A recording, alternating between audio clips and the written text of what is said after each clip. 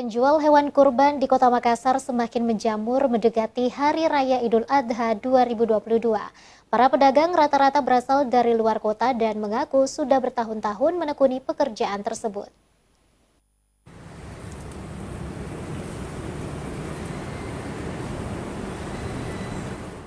Meski Hari Raya Idul Adha 2022 masih beberapa pekan lagi, namun suasananya mulai terlihat dengan munculnya penjual hewan kurban di pinggir-pinggir jalan.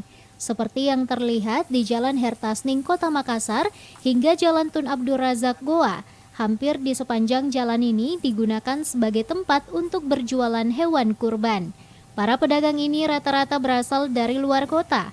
Mereka mengaku sudah bertahun-tahun menekuni pekerjaan ini. Untuk harga sapi yang dijual sendiri bervariasi, mulai dari harga 10.500.000 untuk sapi dengan bobot 60 kg, ada juga sapi yang dijual seharga 12 juta, hingga jenis sapi limosin yang dihargai 55 juta per ekornya, karena memiliki bobot ratusan kilogram.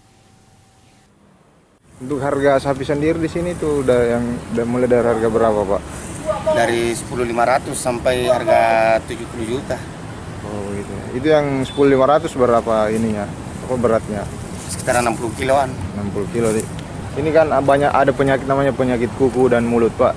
Untuk semua sapi di sini tuh apa sudah diperiksa lebih dulu atau? Iya, sudah diperiksa semua.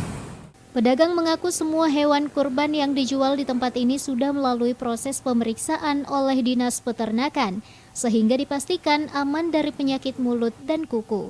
Menurut pedagang, puncak penjualan hewan kurban biasanya terjadi mulai H-10 hingga hari Lebaran. Rata-rata pembeli yang datang tidak hanya berasal dari dalam kota Makassar, namun ada juga yang dari luar kota. Wahyu Saputra, Celebes TV.